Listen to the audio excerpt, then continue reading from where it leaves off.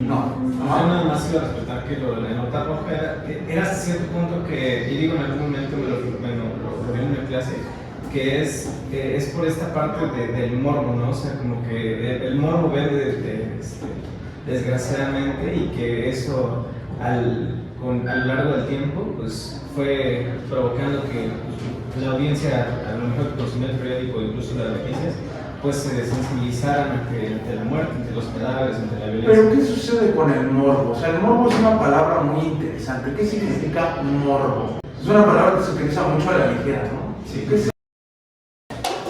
Interés malsano por personas o cosas.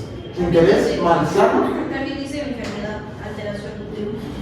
Enfermedad, alteración. Atractivo, propio de lo turbio, prohibido o escabroso. Ah, ahí está, esa es la que me gusta. Entonces, ¿por qué? Porque el morbo a lo que nos llama es al tabú, ¿no? El morbo a lo que nos llama es al tabú. ¿Qué son las cosas que nos generan morbo? Las que están prohibidas, o bien aquellas que socialmente nos aterrorizan, ¿no? ¿Cuáles son las cosas que nos aterrorizan? ¿Ustedes? Quedó claro que el sexo, número uno. Y luego, la muerte. O sea, la muerte y el sexo son los dos grandes tabús que fundamentan y sostienen a la sociedad, ¿no? Entonces, esa es la misma lógica. ¿Cómo se alimenta el morbo? Del miedo, del terror, básicamente. Entonces, bien, nos habíamos quedado entonces en la situación de las imágenes, ¿no? Nos habíamos quedado entonces que el tiempo actual crea una conjunción entre la proliferación de las imágenes y la escasez de lo simbólico, ¿no? Un abandono entonces del símbolo. Lo que sucede entonces es que esas imágenes, aunque pululan en masa, digamos, todas ellas son producidas industrialmente. Lo que quiere decir esto, se trata de una deforestación de lo imaginario. Nos dirá acá lo siguiente, ¿no? Entre más vivimos inmersos en las imágenes, más conforman ellas nuestra atmósfera, nos rodean y nos enlazan. Menos podemos soportar la muerte o alguna otra forma de negatividad. La muerte, como lo vimos en el capítulo anterior, al tratar la cuestión de su sentido, solo es abordable a través del símbolo. Es lo simbólico lo que la hace ser. Ella no existe por fuera del símbolo. O sea, la muerte solamente existe en el símbolo. La imagen, ¿qué hace? Desprenderla del símbolo, ¿no? O sea, ya no vemos la calaverita dibujada, que es el símbolo, sino que ahora lo que vemos es el cadáver ensangrentado en el suelo, en una foto impresa, ¿no? Bueno, impresa si es que se da, si no en la pantalla simplemente. Esa es la forma en la que se trastoca la realidad, ¿no? Eso es lo que sucede. Entonces, a ejemplo de imágenes, que por ejemplo le quitan esto a la muerte, por ejemplo, las caracas chidas entrarían en eso. Naturalmente. O las planillas de periódicos, por ejemplo, que son casi de chiste, que son las se vino y se fue en cosas así. Se acabó, ¿no? Esa es mi primera plana favorita del gráfico. Se acabó, esa grande, ¿no? No, pues o sea, incluso yendo a un nivel más fuerte, pues prácticamente también la normalización, precisamente por el tema de violencia en el país, la normalización del gore, precisamente como en TikTok, en varios datos, incluso habían narcoaudios o incluso hasta ponían fragmentos de videos, o sea, eso también es como lo más fuerte, precisamente de esta idea que estamos ahorita viendo. Cosa curiosa. Ese tipo de contenido se le muestra mucho más a los varones que a las mujeres. Ah, sí, sí, sí. Pregúntale a cualquiera de ellas si en su vida han visto una porquería de esas. Lo dudo mucho. Eso sí, sí. Eso es algo que se le muestra a los varones. ¿Para qué quieren habituar a los varones a la muerte? En el contexto histórico en el que nos encontramos en este momento. Por la guerra, puede ser. Ahí es donde vamos a eso. La era del vacío, ¿no? Esto es lo que crea fundamentalmente no habituarnos al símbolo. A eso a lo que Lipovetsky le llamará la era del vacío. ¿Cómo vemos la era del vacío en su máxima expresión al día de hoy? En estas cosas espantosas y horrendas que ustedes seguramente ven todos los días en su feed de TikTok, ¿no? El tralalero, tralala, bombardino, crocodilo. Ay, esos sí están enteradísimos. Esos sí están enteradísimos, pero no les voy a preguntar a Aristóteles porque ahí sí no saben ni de dónde, ¿no? Sí, exactamente. El tuto se hago para qué. Entonces, fíjate, esa cosa en específico, esa cosa en específico, ¿no? Que siempre por alguna razón se me hace muy curioso, o sea, los pocos que he visto, siempre es este personaje inmerso en alguna problemática cuasi amorosa, romántica, algo por el estilo, y lo que sucede al final, cada vez, o sea, lo que se me hace más interesante es este personaje en particular, el Bombardino Crocodilo, ¿no? ¿Por qué? Porque Bombardino Crocodilo solo aparece para una cuestión en específico, y es para destruir, De hecho, la para aniquilar y para matar. Sí. Y aparte es otra cosa todavía más interesante sentarnos a analizar efectivamente en qué contexto surgen estas imágenes que carecen de sentido aparente, ¿no? O sea, ¿cuál es el lenguaje que se utiliza? ¿Cuál es el idioma? Italiano. El italiano, ¿no? El italiano. Italia, que es en la Segunda Guerra Mundial la cuna del fascismo. Italia, que es la cuna del fascismo. Y número dos, lo que sucede, esto digamos sale de una suerte que se llama, ¿cómo se llamaste? El Garry's Mod, ¿no? Salen todas estas porquerías de ahí. Entonces, en aquella situación, lo que se nota en particular es que, producto de la imposibilidad que tiene su generación en específico para hacer frente al absoluto y completo terror que les causa la condición de guerra a la que nos estamos enfrentando a día de hoy, guerra en Ucrania, guerra en Israel y en Palestina, guerra en Siria, en Yemen, en el Líbano, guerra a punto de empezar entre China y Taiwán, vaya, en todos lados hay guerra. Esto es lo que simboliza Bombardino Crocodilo, la amenaza permanente de la guerra, una angustia por la muerte que está representada en el sinsentido en el que se ha convertido la muerte para su generación. Es un esfuerzo desesperado de su generación por representar eso que les angustia, en saber que la guerra los está causando a las puertas de su casa. Entonces, esta situación, o sea, sí les queda, ¿no? Sí les calza, ¿no? La idea. Entonces, en aquella situación lo que vemos, ¿no? Las imágenes son una aparición desde la distancia, ¿no? Plasman una ausencia de simbolización. En las imágenes no hay íconos, no hay misterio ni tampoco hay presencias. Lo único que hay es un rebajamiento de la condición simbólica a un producto de la industria, que es exactamente lo mismo que han hecho ahora con estas situaciones, ¿no? Ya les venden los muñequitos y todas esas situaciones. Eso es de lo que se trata, de que entonces las imágenes son mercancías fabricadas industrialmente para desimbolizar el contexto específico en el que todos ustedes se encuentran inmersos a día de hoy, ¿no? Ese es el terror, o sea, ya planteado así, se ve distópico, completamente terrorífico a lo que se están enfrentando, ¿no? Entonces, la multiplicación de imágenes de la muerte bregan por una ausencia real, una ausencia de la vida real, ¿no? Las imágenes no son representaciones, son la muerte de lo virtual. Nos dirá, por ejemplo, son una muestra de la muerte virtual, ¿no? Nos dirá lo siguiente acá. Las imágenes no representan a la muerte, solo son virtuales, fabricadas según una gramática tautológica. Tautológica quiere decir que se define a sí misma, una y otra vez, ¿no? Una imagen remite a otra. Una imagen remite a otra imagen, no a una experiencia vivida en la vida de cada uno. Ocurre con las imágenes de la muerte el mismo fenómeno que con la pornografía. Por lo general, una y otra no representan nada de lo que uno vive. Si las imágenes de la muerte se multiplican en las pantallas, en las de los videojuegos, en las del cine y de la televisión, si ellas campean allí de manera omnipresente, en ese mismo momento la muerte se retira tanto de la ciudad como de la vida íntima de los seres humanos, para quienes ella ya no simboliza nada, ¿no? Entonces, ahí esa es la cuestión, ¿no? O sea, comparar las imágenes de la muerte a la pornografía, fundamentalmente. ¿Qué es lo que sucede en la pornografía? Pues es una visión irreal del sexo, o sea, claro, te vende una imagen no solo industrializada, sino totalmente estereotipada y fantasiosa completamente de lo que es el sexo, fundamentalmente. ¿Cómo lo decían? La pornografía es la hipersexualidad del amor, ¿no? Algo así. No tengo ni idea, no sé de dónde sacaste eso. No tengo ni idea, pero confiaré en que tienes razón.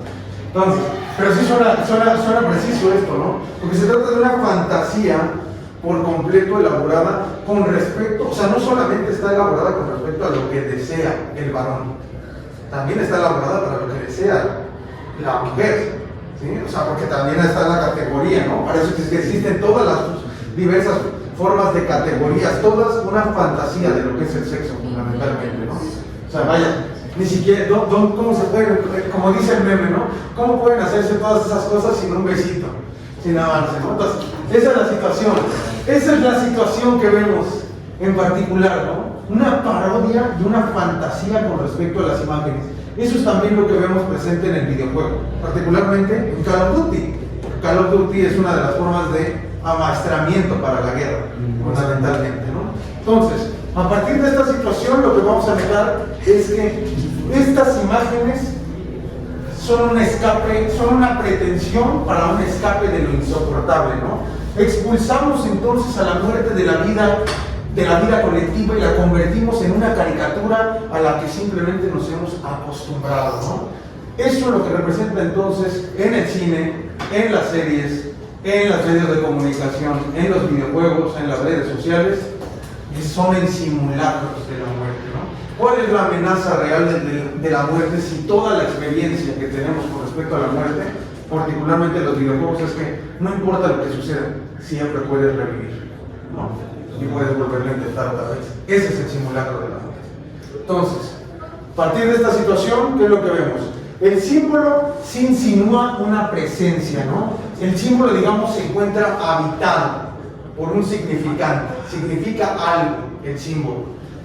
Pero cuando se le sumerge en la imagen, entonces eso impide la muerte, ¿no? Básicamente de lo que se trata esta situación es de la privación de la muerte, no de la anulación de la muerte, sino de que no seamos capaces ya de experimentar lo que representa la muerte, digámoslo de esa manera, ¿no? Nos dirá, el mundo moderno cuyo horizonte se resume en una fórmula, matar la muerte, tratando de desviarnos de la muerte en el olvido festivo y atolondrado, incrementa puesto que nos deja desarmados ante ella, ante el rigor de su despotismo, ¿no? Los simulacros cotidianos lo que hacen es vulgarizar fundamentalmente el símbolo que construye a la muerte, ¿no? Entonces, se anula la trascendencia simbólica que reside detrás de la muerte, digamos. Es una forma de descristianizar a la muerte fundamentalmente. Hay una secularización de la muerte. Así es que se le da forma a la era del vacío, ¿no? Vemos entonces en la era del vacío una irrepresentatividad de la muerte, y eso es lo que nos conduce a la designificación de la modernidad, en donde las cosas ya no tienen ningún valor y no significan nada en realidad. Entonces, ahí pasamos a el tercer capítulo, que es el de la parodia de la inmortalidad. ¿Sí alguien leyó un poquito de esta situación de la parodia de la inmortalidad? Más o menos. Ajá, más o menos, ¿qué abstrajiste?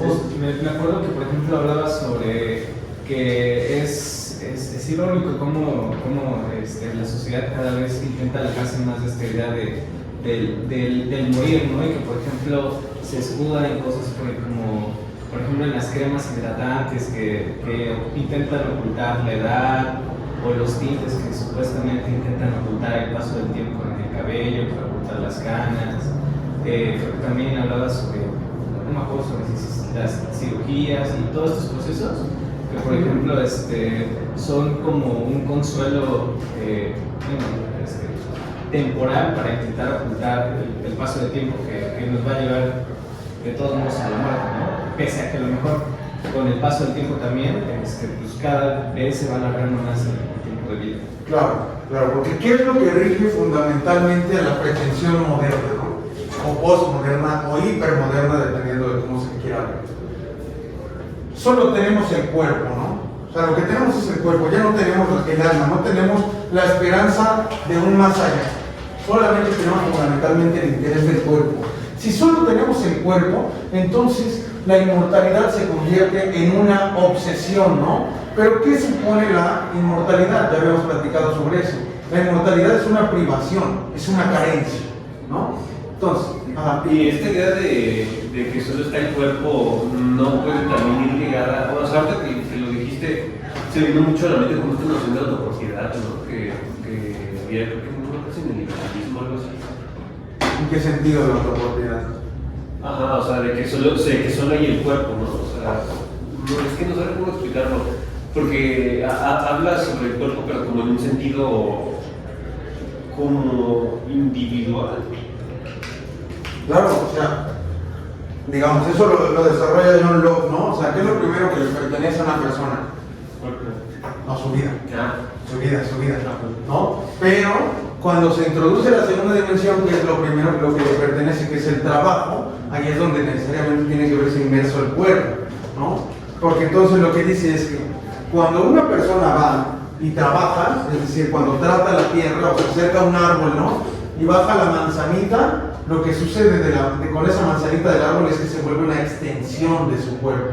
Es decir, ahí ya nos está hablando de una materialidad y del cuerpo como un medio de apropiación. Un medio de apropiación al mismo tiempo que una propiedad, ¿no? Entonces, es las dos cosas. Ahí lo que se está viendo inmerso entonces es una ontología materialista, es decir, una dimensión del ser que brega por la materia y al mismo tiempo una posición liberal que es la de desarrollar al individuo, ¿no? El individuo que se apropia de las cosas, el individuo que tiene potestad sobre las cosas, ¿no? Entonces sí, pero efectivamente eso necesariamente está desarrollado con esta situación, ¿no? ¿Qué es lo que tiene que prevalecer? O sea, digamos, la posibilidad que tuvo Marx para poder desarrollar el capital es que existiera la burguesía, ¿no?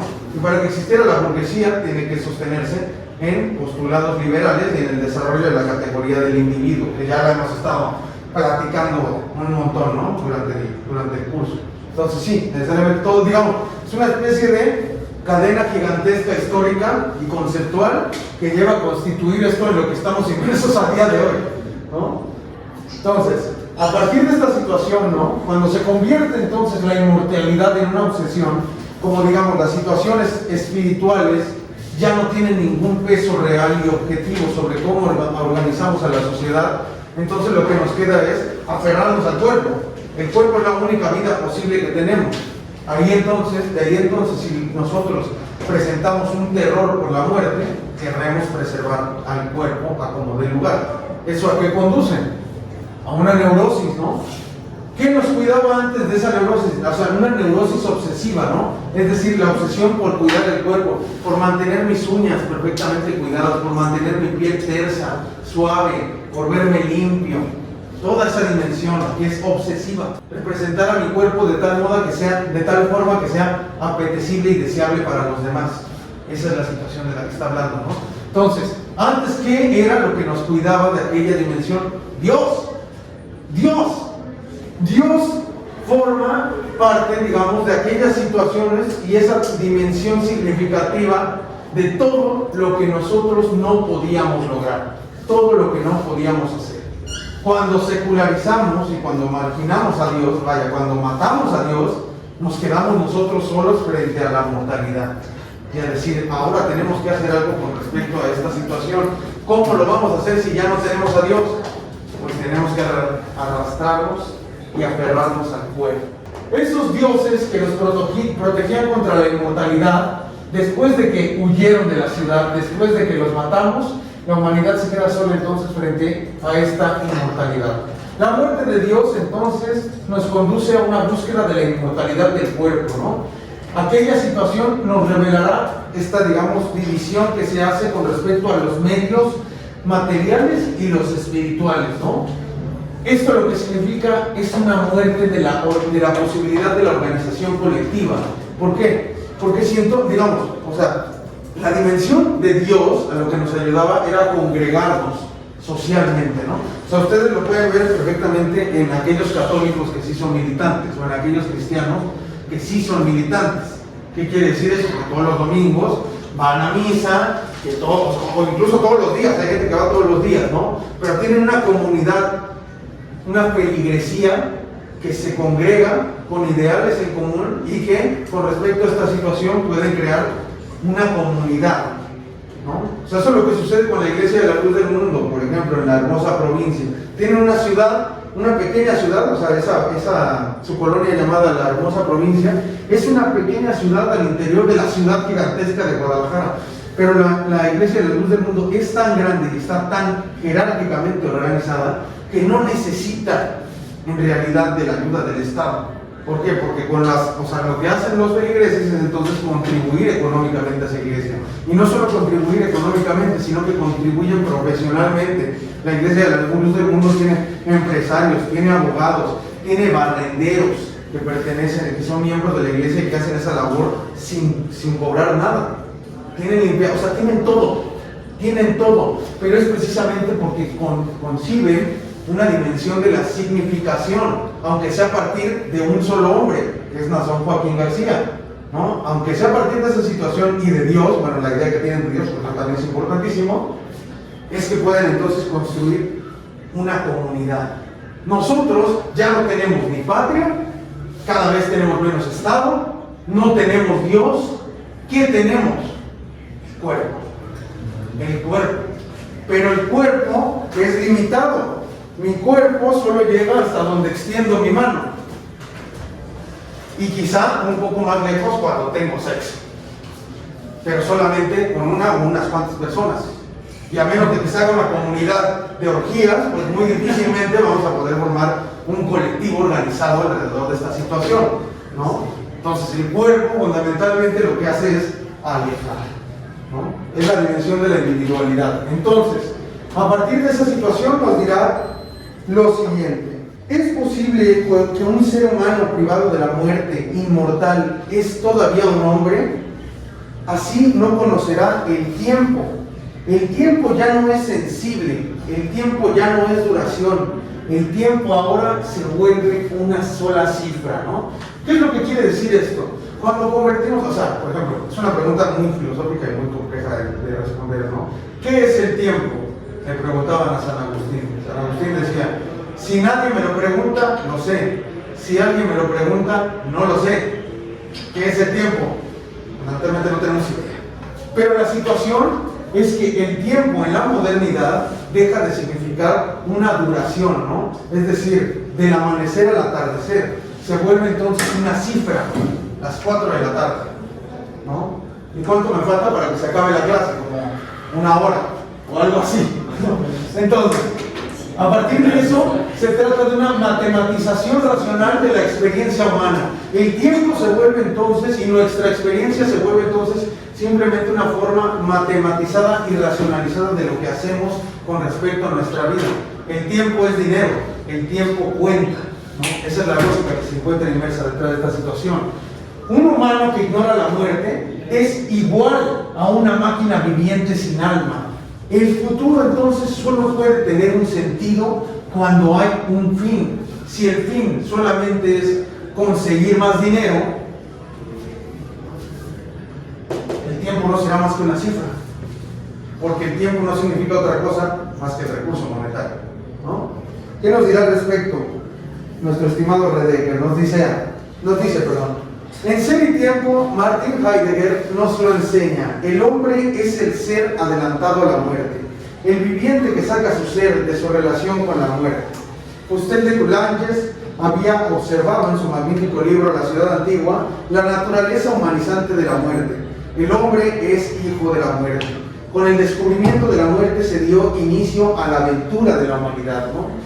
Y ahí entonces nos dirá lo siguiente. A ver, lo que sucede es que el cristianismo nos ofrece una inmortalidad post-mortem, ¿no? ¿De qué se trata esa inmortalidad post-mortem? Que una vez que mueras, te vas a reunir con el Señor y con todos tus seres queridos en un plano más allá, en el cielo, ¿no? O si te portaste mal, pues te vas para abajo, ¿no? Pero bueno, al menos te encontrarás a alguna gente curiosilla por ahí, como Mussolini o Hitler, ¿no? Entonces, en esta situación lo que vemos es la resurrección de los cuerpos, que es importantísima para el cristianismo, que ya les había platicado un poquito de eso, ¿no? Esto lo sostiene Tertuliano, ¿no? La confianza de los cristianos es la resurrección de los cuerpos. Lo más terrible que le puede suceder al cristianismo es abandonar tal creencia, ¿no? Aquellas corrientes cristianas que a día de hoy intentan racionalizar la resurrección, o sea, aparte de que son unos herejes, están cayendo en infidelidad, ¿no? ¿Por qué? Porque la resurrección no puede ser explicada por medio de la razón, solamente puede ser creída en ella. Esa es la dimensión simbólica. Lo que sucede entonces es que el hombre contemporáneo, la humanidad contemporánea, solamente se va a preocupar por una inmortalidad material. Esa es profundamente su obsesión. No quiere pagar entonces el precio de la muerte para obtener esa inmortalidad. No puede seguir el mismo camino que el cristiano. El cristiano sí está dispuesto.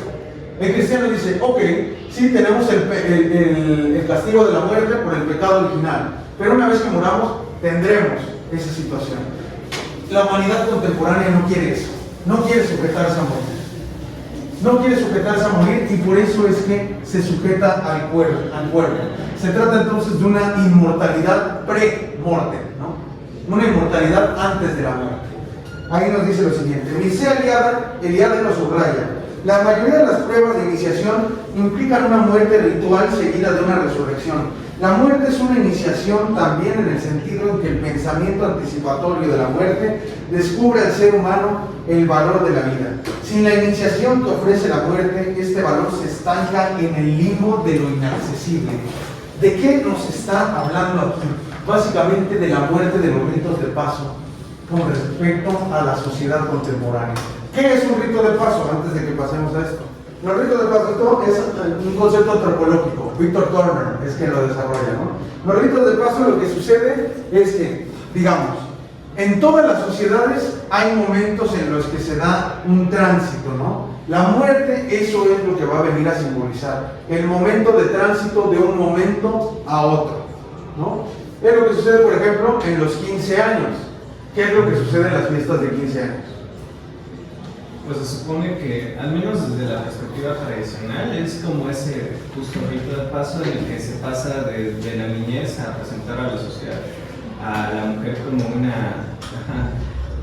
una adulta, o bueno, ya lista, por ejemplo, para casarse, ese tipo de cosas.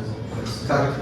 Pero de lo que se trata fundamentalmente es que, digamos, la niña, antes de entrar la niña, porque aparte la dimensión del adolescente es otra forma de tabú, que no existe, ¿no? Porque el adolescente no es ni adulto ni infante, está a la mitad. Por eso el adolescente es el apestado de la sociedad todo el tiempo, ¿no? Entonces, lo que sucede ahí es que entra esta niña ficcional, que no es reconocida como adolescente, porque ese es el punto del limbo, entra a la fiesta como niña, ¿no?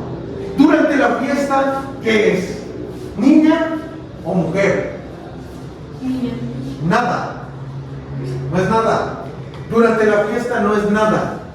Esa es la posición liminal. Eso es a lo que se le llama, es un concepto que se llama la liminalidad. ¿Qué quiere decir eso? Estar a la mitad. O sea, digamos, es el limbo social. No, mientras no acabe la fiesta de 15 años, mientras no acabes tu vals y tu papá presentándote todo eso, no eres una mujer. Una vez que acabe la fiesta, una vez que acaba el rito de paso, se da la muerte, ¿no? O sea, digamos, lo que sucede ahí es que le llevan su juguetito, ¿no? Y le dicen, el último juguetito y no sé qué. Okay. Entonces, ahí es la muerte. Está simbolizada en el juguete. El momento en el que deja de ser una infante, deja atrás esa etapa, para entonces morir en ese rito de paso que son los 15 de años, y aparecer ante la sociedad ahora ya como una mujer. Eso es lo que tampoco ya estamos viendo en las sociedades a día de hoy. En las sociedades contemporáneas ya casi no hacen 15 años, ya que lo que hacen es comprar un carro, las mandan de viaje a Europa, algo, o sea, lo que sea, ¿no? Pero ya casi no existe esa dimensión. O si se hace, pues ya no es como con esa intención, ¿no? Que nada más es como una fiesta. Una peda ahí con los tíos, ¿no? O sea, literal, ¿no? Una peda con los tíos, ¿no? Esa es la dimensión de lo que nos está hablando Mircea Eliade, ¿no? Ya hay un terror a la muerte en el cual simbólicamente le hemos marginado incluso de nuestra actividad social. Ahora, por supuesto, toda forma de sociedad necesita esos ritos de paso, lo quiera o no. Eso es lo que le mencionaba Joaquín la clase pasada con respecto a la situación política que se da en la toma de presidencia, ¿no? Hay todo un rito de paso ahí en el que también se tiene que entregar aquel bastón de mando en la bandera, representado en la bandera, para dejar en claro que una persona está tomando entonces el cargo político, ¿no? Ahí son procesos de muerte. Entonces, a partir de esta situación lo que veremos es que en las sociedades desarrolladas hay una actuación perversa para suprimir el rito de paso supremo, ¿no? El de la muerte. Es decir, ¿por qué me refiero a que es perversa? Porque es una pretensión. O sea, se hace, lo que escribe constantemente Redeker aquí es el decir, como si el hombre como contemporáneo vive como si no fuera a morir. Es decir, pretende que no existe. No quiere verla. Esa es la posición del perverso, el que pretende que ese límite no existe. Entonces, a partir de esta situación nos dirán, la supresión de los ritos de paso supone entonces que aquellas situaciones van a empezar a ser visualizadas como una especie de arcaísmo, que son incompatibles con los derechos humanos, o que incluso son vistos como pensamiento mágico. Y como estamos en la era de la secularización, en donde todo pensamiento que no sea racional y elaborado a partir de la ciencia tiene que ser marginado, entonces aquellas situaciones dejan de tener valor socialmente hablando, ¿no? Entonces, a partir de esta situación nos dirá, el deseo, entonces, este deseo de inmortalidad se vuelve un deseo de inmortalidad fundamentalmente tecnocrática y simulada, ¿no? ¿Qué es lo que va a reemplazar entonces a esta forma de inmortalidad post-mortem? Lo que vamos a intentar entonces para sostener al cuerpo va a ser a través de la técnica, sobre todo a través de la medicina. La medicina no es una ciencia, es una técnica fundamentalmente. La farmacia, que pues digamos son todos los medicamentos que consumimos, particularmente los antibióticos, que son los que nos han ayudado a extender nuestra capacidad de vida, y la informática, además de la biotecnología, ¿no? Que es con lo que les estaba hablando de las prótesis que se pueden utilizar, y la informática particularmente la vamos a ver a día de hoy en lo que está pretendiendo hacer Zuckerberg y Elon Musk, en trabajo con las metarealidades, ¿no? Eso es, digamos, la pretensión oligarca del mañana, que ya es un poco más bien la pretensión oligarca del hoy, que ya no tengamos que vivir en este mundo, sino que vivamos en una realidad creada por ellos, ¿no? Entonces, a partir de esta situación nos dirá, la inmortalidad cristiana sí acepta la muerte. La inmortalidad cristiana acepta la muerte, y eso lo representa particularmente en el triunfo simbólico que se da cada Semana Santa en el domingo de Pascua, ¿no? Para eso es que existe el domingo de Pascua, para representar la victoria de Jesucristo sobre la muerte. Revivió entre los muertos. La contemporánea, por otra parte, está fabricada en una fantasía que no está atravesada por el deseo, está atravesada por el goce. Pero eso ahorita lo voy a explicar, ¿no? Es una fantasía que supone una parodia embriagante, una ilusión plasmada en la intención de no representar la edad que se tiene, ¿no? Esa situación la escuchamos perfectamente culturalmente un montón de veces a día de hoy, ¿no? Cada vez que nos dicen, es que no pareces de tu edad. Digo, ustedes seguramente les dirán que se ven más grandes. Y qué bueno, ¿no? Y qué bueno, porque así no te piden la INE, ¿no? Cuando vas al Oxxo. Pero a personas como yo, ya cuando el otro día que fui al Oxxo que me pidieron la INE, y dije, ¡ay, no manches, qué valor! No lo puedo creer, pero increíble, ¿no? Entonces, esta situación en particular, ¿no? La intención de los seres humanos contemporáneos es no vernos de nuestra edad. Que no parezca que envejecemos, que no parezca que nos aproximamos a la muerte. Ese es el terror de nuestra imagen. Entonces, esto lo vamos a ver particularmente representado en la generación de los baby boomers, ¿no? O sea, digamos, nosotros somos consecuencia de los boomers. Como habíamos dicho, como les había comentado en la clase pasada, la sociedad es gobernada fundamentalmente por los muertos, ¿no? Los boomers que al día de hoy ya empiezan a ser esos muertos, esos vestigios que quedan y nos gobiernan. Entonces, las enseñanzas de mayo del 68, que son las que rigen el pensamiento boomer, ¿no? Tomen sus deseos, son realidades. Corre, camarada, el mejor mundo está detrás de ti. ¿Qué es lo que nos presentan esas dos frases? La imposibilidad al escape de la muerte, ¿no? Aquí donde nos dice, el mejor mundo está detrás de ti. ¿Cuál es ese? El viejo mundo, perdón, esto era el mejor mundo, es el viejo. El viejo mundo está detrás de ti, ¿no? ¿Cuál es ese viejo mundo del que entonces los baby boomers nos habituaron a correr? Es el mundo en el que se podía morir. Es aquel mundo en el que la muerte estaba simbolizada. El baby boomer entonces lo que va a hacer es correr de la vejez, ¿no? Eso lo ven particularmente seguramente en sus abuelos y en sus mamás. O sea, utilizando una cantidad de cremas espectaculares, haciendo no sé qué tanta cantidad de, ¿cómo le dicen esto? Skincare, o los cuidados para el cabello, las uñas, todas esas situaciones que no tienen otra intención más que ocultar el anticipo de la muerte que se avecina, ¿no? Entonces, la actualidad va a crear estos artificios de lucha contra la vejez. Los cosméticos, la air fitness, las farmacias, las dietas, el Viagra, ya no podemos morir ni sexualmente, digámoslo de esa manera, ¿no? Entonces, la situación ahí es que todos esos artificios de lucha contra la vejez lo que representan es una parodia de la inmortalidad. No es que dejemos de morir, solo aparentamos que no morimos. Eso es de lo que se trata, ¿no? Entonces, ahí lo que encontraremos es que, por supuesto, otra de las grandes formas que tiene esta situación es en las redes sociales, ¿no? No sé si alguno haya tenido que enfrentarse a aquella terrible situación, sobre todo porque ustedes están más jóvenes, pero aquella situación en la que alguno de sus conocidos fallece, ¿no? Y tenía su cuenta en Facebook. ¿Qué es lo que pasa con su cuenta de Facebook? ¿Qué?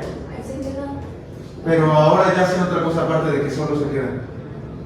Hay como que dicen de que en memoria... En memoria de, exactamente aparece, en memoria de, ¿no? En sus cuentas de Facebook. ¿Qué quiere decir esto? En las redes sociales entonces no se desactivan sus cuentas, digamos, se crean esas cuentas en memoria de, digamos, como una forma de ilusión de su vida, ¿no? Queda plasmada ahí en su perfil de Facebook, en el cual puedes publicar eternamente, y como si te comunicaras con el muerto eternamente, ¿no?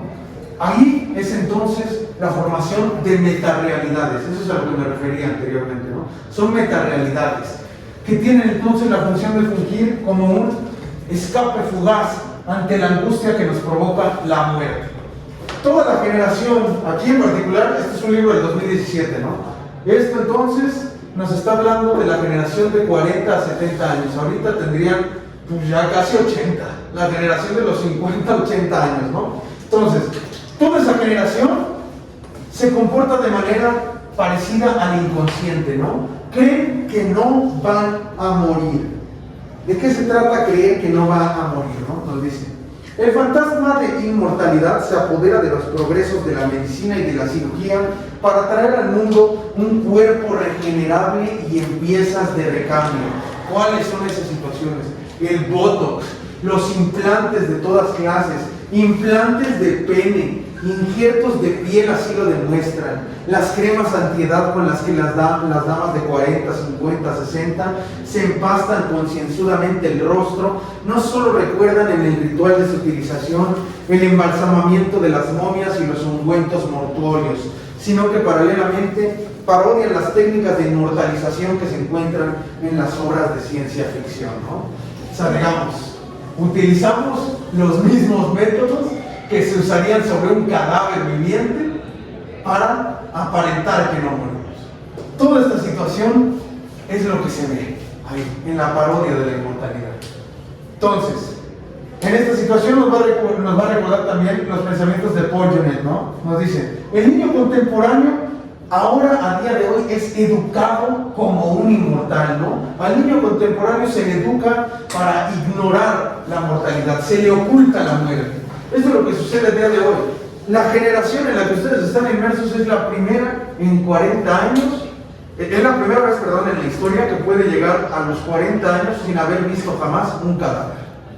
Sin haber visto jamás un cadáver. Es decir, una desconexión por completa. No saben qué es la muerte. Ahí está, claro, saben que pasará tal vez, pero ya son educados de tal manera en la que viven como inmortales, ignorando la posibilidad de aquella situación. Y que ese hecho, que en algún momento sucederá, los acosa en cada momento, ¿no? Ahí entonces lo que nos dicen, ahí yo le recupero otra parte, esto ya es más mío, del texto, ¿no? Recuperando a Freud, ¿no? Freud nos manejaba la idea del bebé como su majestad, el niño como su majestad. Es decir, el niño cuando llora, ¿qué se tiene que hacer? Darle de comer, arrullarlo, acariciarlo, vaya, estar a su completa merced. Por eso es su majestad. Toda su voluntad tiene que ser cumplimentada al momento, instantáneamente. Entonces ya estamos trascendiendo entonces de la dimensión de educar al niño como un rey, sino que ahora se le educa como un dios. Ya no solo es tirano, ahora es deificado, porque ahora no solamente tenemos que atender sus deseos, sino ocultarle el hecho de que va a morir.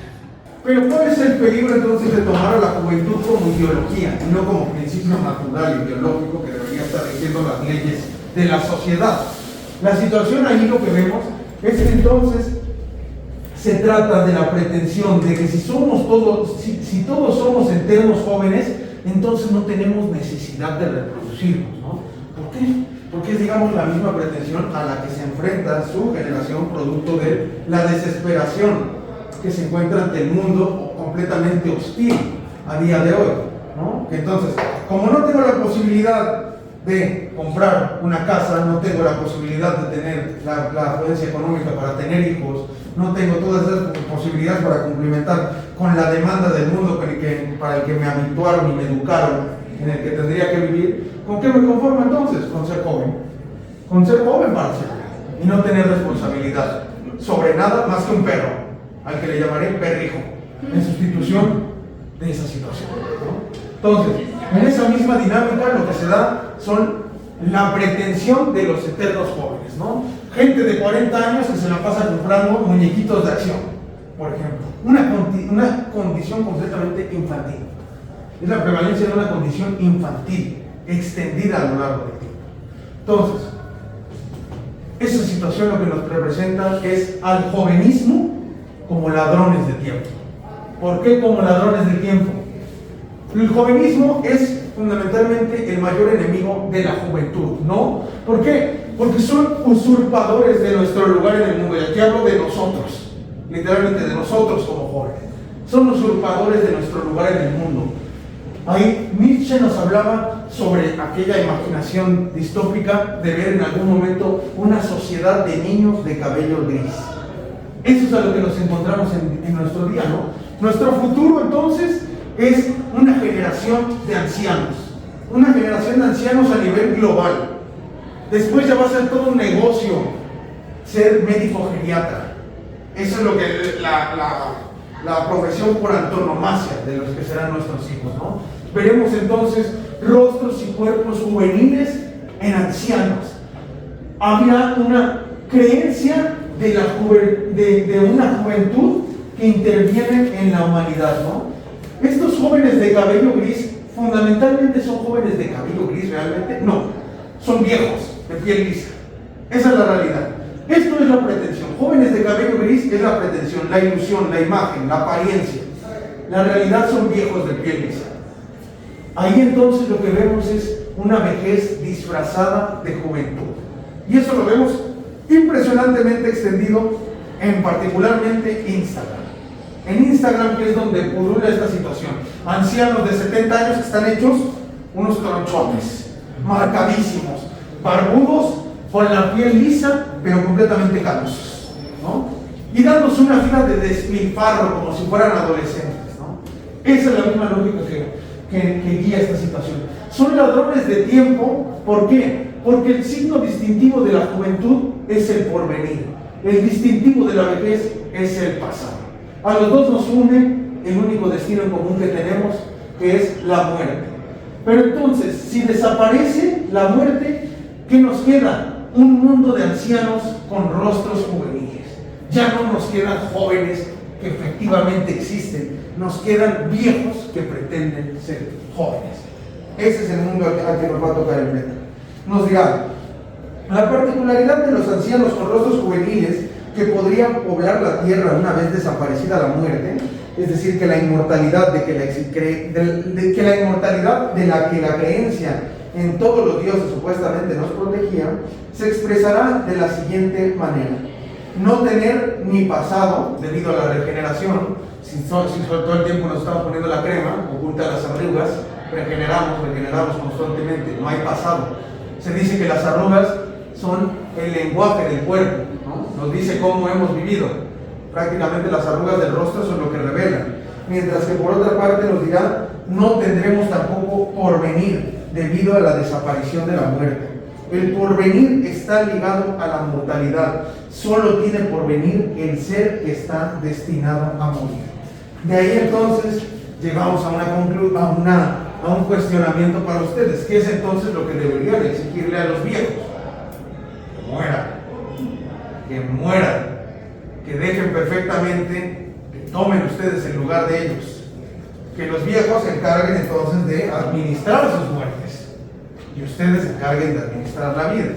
Pero ¿qué supone entonces administrar la vida? si solamente nos tomamos a nosotros como principio de nosotros mismos, en consecuencia estaremos cayendo en esa misma paradoja, en desimbolizar a la muerte, creer que no hubo antes que no hubo nada antes de nosotros, hacer algo como lo que hizo Robespierre, ¿no? Anular por completo toda la historia que antecedió antes de su gobierno y establecer un imperio fundamentado a partir de lo que él dice que se tenía que hacer.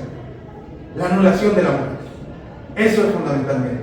Y todo aquel que pretende anular la muerte pretende vivir como Dios. Y todo aquel que pretende vivir como Dios fracasa estrepitosamente.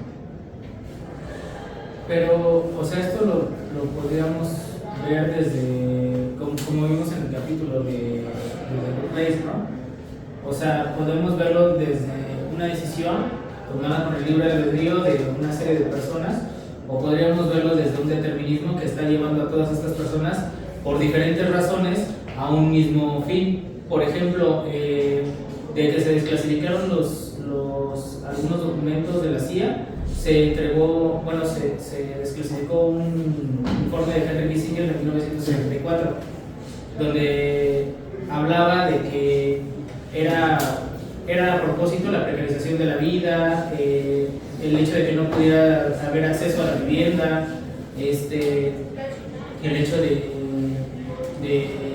¿cómo se llama?, de impulsar ciertas políticas o ciertas ideologías de mala manera, instrumentalizando, por ejemplo, las luchas feministas o instrumentalizando también las luchas por los derechos de la comunidad LGBT. Él no lo decía como comunidad LGBT, y todo eso lleva a que pues actualmente estemos viviendo esta situación. Entonces, ¿cómo podríamos hacer una lectura correcta? ¿Desde la parte del individuo o desde la parte estructural? Esto es estructural. Bueno, si hubieras venido y antes, la clase pasada, y si hubieras leído, queda clarísimo que todo esto es estructural. Es fundamentalmente estructural, porque de lo que estamos hablando es de la prevalencia de las imágenes. O sea, no es que uno solo de los personajes tomó la decisión de vamos a matar a la muerte. No, es una conducta social que está guiada por un terror absoluto a la muerte, que es lo que nos fundamenta como humanidad. Lo que sucede es que ahora hemos desimbolizado la muerte. Entonces ya no estamos ante la experiencia de una muerte como se había experimentado antes.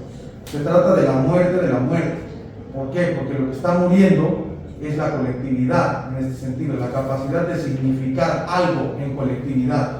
Lo que prevalece es el individuo, pero ese individuo es construido estructuralmente. Entonces, el individuo actúa en consecuencia pretendiendo que no va a morir, y es una conducta perversa, porque no reconoce entonces los límites de su propia mortalidad y parodia entonces a la mortalidad. Entonces, esta inmortalidad simulada a lo que nos conduce es al estancamiento de la sociedad. El estancamiento de la sociedad es otra forma de muerte, como lo que diría Hegel.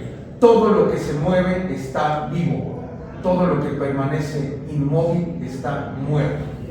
Entonces, a partir de ahí nos diría que entonces este proceso del jovenismo, llamado de esta manera, lo que es fundamentalmente es una suerte de suicidio colectivo. Es una suerte de suicidio colectivo, porque en algún momento seremos tan viejos que no podremos reproducirnos y por ende no quedarán seres humanos en la Tierra. Prácticamente se trata de una especie de eutanasia colectiva, ¿no?, en este sentido. ¿Pero por qué?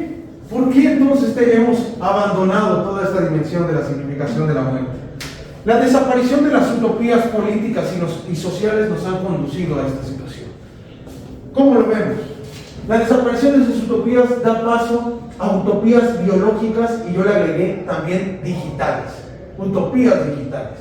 ¿De qué se trata esto, no? Nos está hablando entonces de que lo que sucede en esta situación, vemos el retroceso de la muerte, que es una consecuencia política fundamentalmente. Esta retracción que tiene la muerte del espacio público es una consecuencia política. ¿De qué situación? De la biologización de la vida colectiva. ¿Eso de qué se trata? Del desvanecimiento de las fronteras entre la vida social y la vida biológica. ¿Dónde veíamos esa situación? Muy bien. Esas situaciones las vamos a ver particularmente en una premisa básica que yo la nombré como esto, ¿no? Si no puedo salvarme con los demás, tengo que salvarme a mí mismo, ¿no? Nos habla de lo siguiente: porque la vida en su dimensión puramente zoológica se habrá vuelto algo más que el único valor, será el único absoluto. La vida habrá vaciado el cielo de todos los valores que exigen el sacrificio de la existencia, la patria, el ideal político, el otro, la justicia, el bien. De ahí nos decía: a finales de los años 1940, la intuición cayó como un relámpago en una página de Bernanos.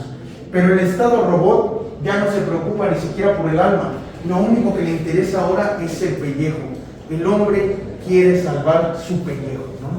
Ahora que hemos perdido la dimensión de una trascendencia, es decir, lo mismo que habíamos platicado con el asunto del socialismo, ¿no? A ver, puede haber una dimensión de sacrificio en la cual condenemos 3 generaciones al sufrimiento para que la cuarta pueda vivir mejor de lo que vivieron todas esas 3. Nadie va a estar dispuesto a hacerlo. No hay una dimensión de sacrificio para esta situación. Lo que queremos es salvar el pellejo. ¿Por qué? Precisamente por el desvanecimiento en la frontera entre la vida social y la vida biológica. Ambas son la misma cosa a día de hoy, en este estado robot del que nos está hablando, ¿no? Esta situación lo que nos muestra entonces es: pretenderé que si no puedo salvarme con los demás, pretenderé entonces que puedo hacerlo por mi cuenta. ¿Salvando qué cosa? El cuerpo. Ya no salvando a la dimensión de la colectividad que he abandonado, porque ya no hay una dimensión utópica a la que me pueda sujetar. Lo único a lo que me puedo sujetar es al cuerpo, es a la vida biológica que sostengo, ya no a la vida simbolizada. Esa es la parte distópica, ¿no? O sea, digamos, del abandono, de la desaparición de las utopías, lo que aparece entonces es la distopía absoluta y un pesimismo generalizado. Ya no somos capaces, o sea, digamos, esa situación en donde la vemos, por supuesto, o sea, particularmente en el desencanto con las democracias, en las democracias representativas, en la fragilidad del Estado de Derecho. La gente ya no cree en los partidos políticos, la gente cada vez vota menos, la gente cada vez marcha menos. Esas son esas dimensiones. Lo único que se quiere hacer es cada uno por su cuenta, cada uno que salve su pellejo. Eso es de lo que estamos hablando, ¿no? A eso lo que nos conduce es una forma de hiperindividualidad. Es una hiperindividualidad, ¿no? En el principio de salvar al pellejo, esta frontera entre la vida social y la vida biológica la vamos a ver impresa en las políticas públicas como la seguridad social, la jubilación y las campañas de vacunación. Todas estas cuestiones que se convierten en temas políticos, no en temas de salud. O sea, esta dimensión entre lo que separa lo social de lo biológico se vuelve una sola cosa. Para sostener la vida biológica, que ya es lo único que nos importa, hay que privilegiar esta situación para la sociedad de los viejos, a la que nos vamos a enfrentar el día de mañana, ¿no? Este eslogan de salvar el pellejo, a lo que nos lleva es precisamente a la elaboración de programas políticos de la modernidad tardía que están fundamentados en esta situación. ¿Cuál sería el programa de un Estado con esta tendencia? Es muy simple, porque está abandonado entonces de toda dimensión ideológica. Un Estado regido por el terror absoluto de la muerte y por la pretensión de una juventud eterna y una parodia de inmortalidad se rige únicamente por un programa muy sencillo: mejorar, salvaguardar, perfeccionar la vida en su dimensión únicamente biológica. Eso es lo que se le llama el pellejo, ¿no? Entonces, el hombre contemporáneo mira con horror la inmortalidad del alma. Ya no puede entonces visualizar con buenos ojos el decir: mi alma o algo más que mi cuerpo puede trascender. Esa visión le horroriza por completo. ¿Por qué? Porque valora más el goce del cuerpo, ¿no? Entonces, ¿qué sentido tiene, por ejemplo, vivir o ser inmortal en la dimensión del cristianismo si únicamente el goce que deseo perseguir está en la sensación corporal? ¿De qué se trata eso, no? Por eso es que precisamente, digamos, toda forma de vida que se encuentra alejada del placer para el cuerpo es horrorizante para nuestros contemporáneos, ¿no? Entonces, vemos al cuerpo como un único horizonte, ¿no? Consideramos al cuerpo como una continuación una continuación sempiterna en la existencia del goce ordinario. El goce ordinario que es fundamentalmente un goce sexual, que ese es el goce mayor que tiene el cuerpo para ofrecernos, ¿no? Entonces, a partir de esta situación lo que veremos es que el deseo de inmortalidad está apegada al cuerpo y desprendida del alma. No hay una búsqueda de sacrificio o de entrega. Lo que se quiere entonces es una dimensión de goce absoluto que se genera de una necesidad profundamente egocéntrica. El cuerpo ego, nos dirá Redeker al respecto, ¿no? Ahí nos dice lo siguiente: la inmortalidad latente, además la inmortalidad latente en sus comportamientos está despolitizada. Esa es la parte importante. La inmortalidad en sus comportamientos está despolitizada en la medida en que se despliega en la indiferencia hacia el destino colectivo de la humanidad. No me interesa lo que le suceda a los demás. Lo que me interesa es lo que le suceda a mi cuerpo, a mi vida. Lo que le sucede a los demás me da exactamente lo mismo. Por eso está despolitizada esta dimensión de la inmortalidad. Ningún proyecto de transformación social le sirve de telón de fondo. Es una biutopía privada de utopía política, centrada en el cuerpo ego. Esta descuida todo lo que la rodea, en particular la dimensión del ser colectivo. Contrariamente a la afirmación de algunas especulaciones teológicas que reflexionan acerca de una asamblea de los santos en el más allá, o una asamblea de los justos, o como en Leibniz, una república de los espíritus, en la que Dios sería el sabio monarca, este cuerpo ego, accediendo a la inmortalidad, no se percibe nunca como miembro de una asamblea de esta naturaleza, ni como ligado estructuralmente a otros mortales. Estamos hablando entonces precisamente de que entonces, si hay una inexistencia de una sociedad supra y metahumana, es decir, la dimensión de un más allá, en el cual lo que es inmortal no es el cuerpo, sino el alma y el espíritu, la mente, lo que se quiera ver. Por ende, en esta, digamos, condición nihilista de que no hay nada más allá, eso supone entonces la disolución de un sentido de comunidad trascendente. El cuerpo ego entonces forma parte de una inmortalidad, o pretende formar parte de una inmortalidad que no conforma una asamblea política, ni en este mundo ni en el siguiente. Ahí entonces lo que vemos es que el cuerpo ego lo que vive es una suerte de experiencia como un universo que es autosuficiente. Lo único que necesito para vivir no es entonces el aspecto teológico, si se quiere, una creencia teística, algo por el estilo, algo que alimente al ser humano más allá del cuerpo. El cuerpo es lo único que necesito para vivir, por eso es el cuerpo ego.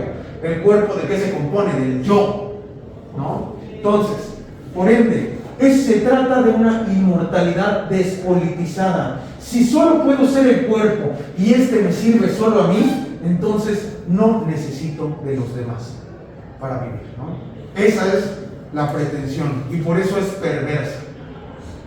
Por eso toda esta situación es profundamente perversa, porque no reconoce la otredad. La muerte reconoce la otredad. La muerte simbolizada sí reconoce la otredad. El cuerpo ego no. Por eso es una dinámica narcisista. Sí sabemos lo que es narcisismo, ¿no? Tengo entendido que es como un hiperamor hacia sí mismo, hacia todo lo que uno es, hacia todo lo que uno hace, sobresaltar las cualidades propias a algo que ya incluso puede ser totalmente real, ¿no? Exactamente, literalmente. Es el amor completamente enfocado en uno mismo. Eso es lo que vemos en el cuerpo ego y en la pretensión de la inmortalidad. Entonces, Céline Lafontaine nos desarrolla el concepto de la sociedad posmortal, ¿no? Los hombres aprenden entonces en la sociedad posmortal a comportarse como si supieran que la inmortalidad está a su alcance. Aquí nos dice lo siguiente: en la sociedad esta sociedad posmortal crece sobre un albañal en descomposición, la muerte de las utopías colectivas. de la esperanza en un destino colectivo de los hombres y la muerte del hombre. ¿De qué nos está hablando ahí fundamentalmente? Esta muerte de las sociedades colectivas, con un destino. Nos está hablando también de la muerte del Estado fundamentalmente. El Estado no solo como una organización política, sino como una comunidad de destino. Esa era la parte importante que se perdió en el transcurso de la modernidad. Es decir, asimilar, como lo hace Aristóteles y como lo vimos con Platón, asimilar al Estado como una comunidad de destino. ¿Qué quiere decir como una comunidad de destino? Una forma de organización política y colectiva en la cual todos caminamos hacia un fin en específico, el bien común. Aquí lo que se está privilegiando es el pellejo. ¿Qué significa entonces? El bien particular, ¿no? Ahí es de lo que estamos hablando. Si la muerte es la madre de la humanidad, ¿qué sería de una humanidad que está privada de la muerte?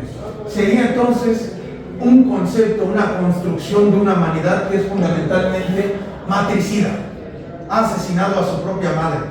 Y entonces estamos hablando de una parodia de un asesinato pretendido. Esa es la sociedad en la que podríamos vivir el día de mañana. La parodia de un asesinato pretendido, ni siquiera efectuado, solamente de simbolizado. ¿Sí se entiende esa parte, no? Perfecto. Pues ahí lo voy a dejar. Ya tuvieron muchas cosas para entrar en conflicto existencial y cuestionarse qué es lo que están viendo en TikTok. ¿No? Entonces,